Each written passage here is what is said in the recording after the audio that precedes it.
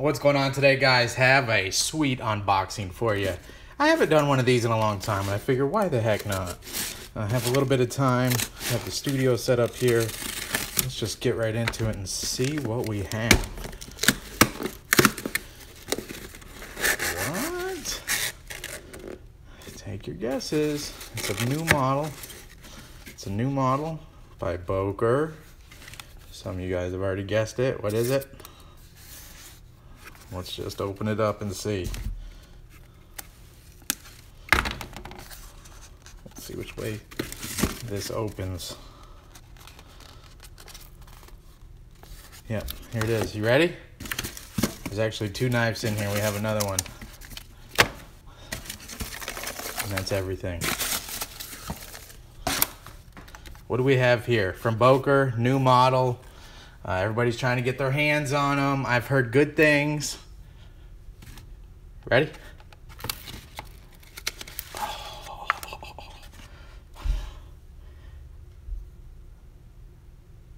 I didn't put any special instructions in there. You are seeing D2. Let's see how it flips. Oh, so nice. This thing was like $80.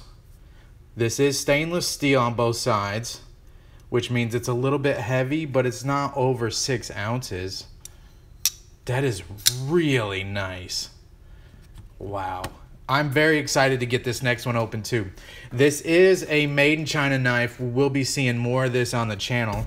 But I wanted to get it because I think it's going to be really easy with the stainless steel and the D2.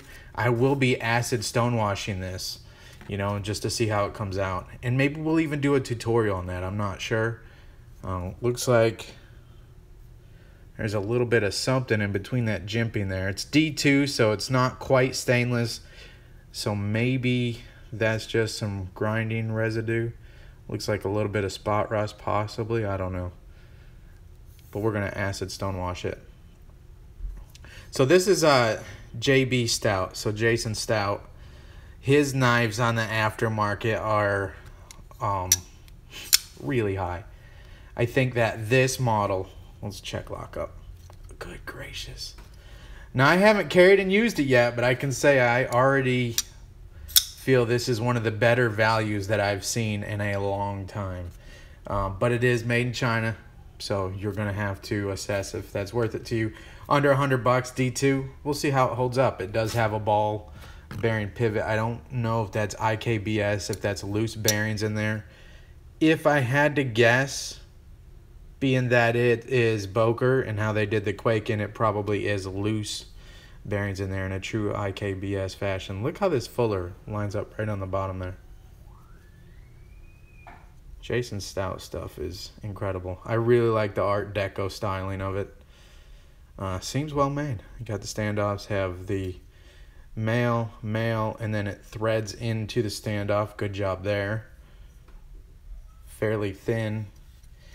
It has a little bit of weight to it, but it's not too heavy. You would think for a full stainless steel handle, well, there's why. Can you see in there? They have milled out the inside of this stainless steel to get this thing really light. They even milled out the pocket on the lock side.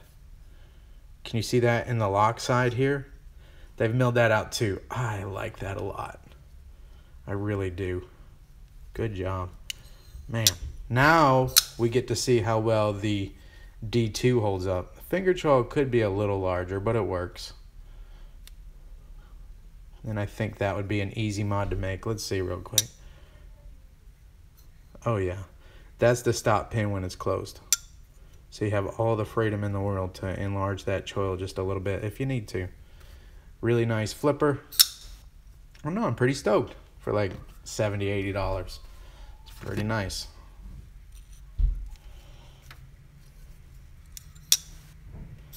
What I was saying before too, I didn't put any notes in there. I didn't say open this up or I'm going to be doing a YouTube unboxing. I just ordered this like anybody else. And you can see how nice and centered that is. They also had a black G10 version on this side, but again, later on when I acid stonewash the whole knife, I think that black G10 would be out of place. So, all right, so what is the second knife here? Well, if you noticed, I unboxed it with this. What? Who's buying a case knife in 2017? Well, I bet a lot of people are, but I did. So I knew this knife existed. I don't know any history of when it came out or how good Case's quality control is and stuff lately. But this really caught my eye. I needed like an extra $10 to get the free shipping on this. So I went ahead and threw a $40 knife in. That's a knife nuts reasoning to needing another knife. It's funny. Need $10 free shipping. Well, why don't we throw a $40 knife on there? So what do we get? Ooh, I can already tell I'm going to like this. What? A case Sodbuster in CV steel. Let's see how the centering is. Case quality doesn't seem to be rubbing, but could be adjusted. Maybe. We'll see. We'll see how it is. Oh, that is nice. That's really nice.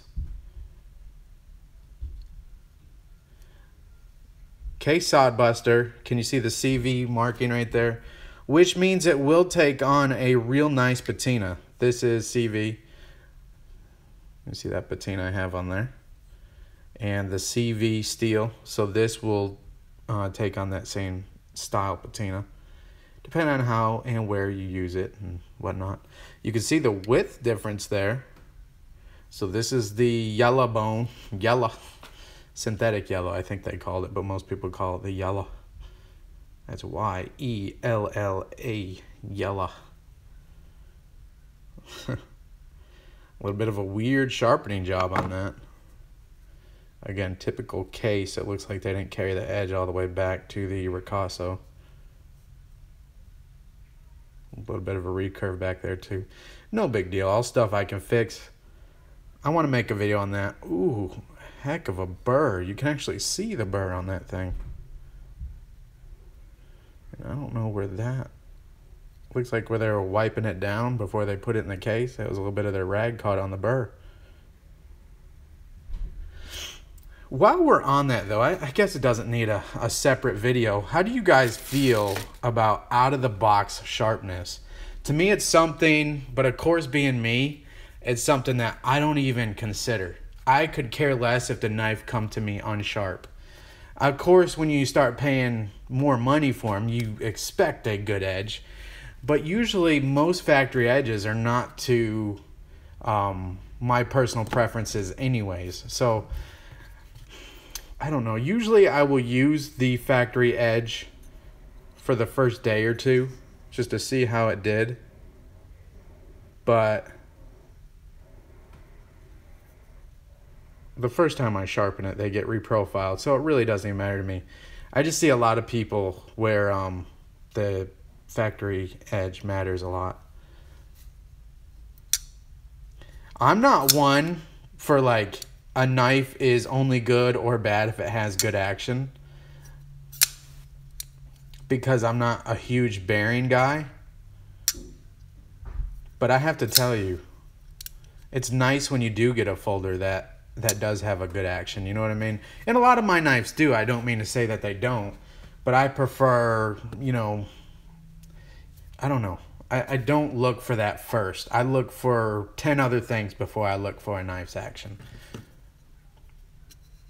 Oh, you can actually open it on the fuller too. I don't know. It seems like a really good value. I don't want to upsell it too much because I don't know yet. I haven't carried it. But I would say if you're on the fence, yeah, it's pretty nice. Pretty nice. I'm impressed that they milled out the inside of the stainless handle. I'm impressed that they have this little cutout here in the frame lock to be able to unlock it. Now, I would imagine Jason Stout's Customs do. And it looks like he was really hands-on with this. I love this blade shape here. Seems to be a real tall saber grind. Maybe even almost a flat grind. If you can consider like a, because I have it right here, a SNG, like a flat grind, even though there's a little bit of a flat portion here. you know, while we have them here for size. There's what you're looking at. Also, I have a few others here, just in case. I figured if you're into this Boer here, maybe you're into something like this Kershaw Emerson.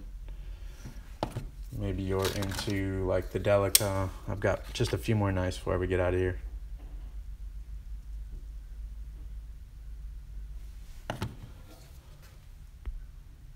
And maybe a paramilitary too, because that's the gold standard. You see about the same overall length. A little bit more cutting edge.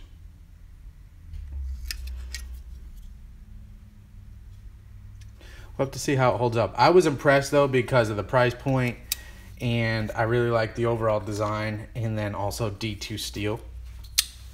And then this is truly the gold standard, because who doesn't have one of these in their collection?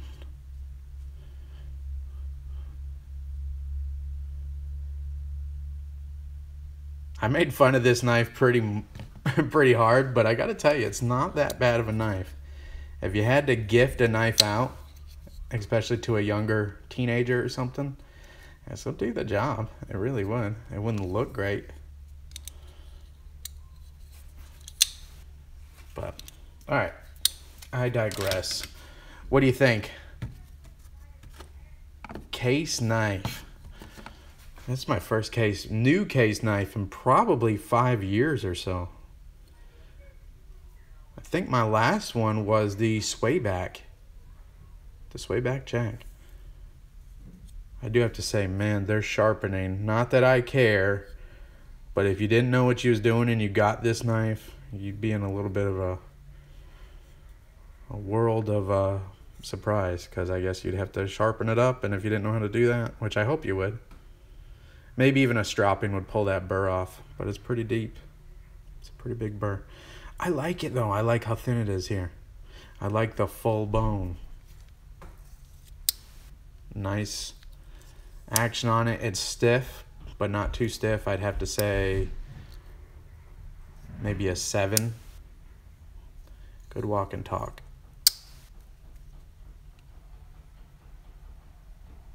Looks like my adjustment I made helped it out.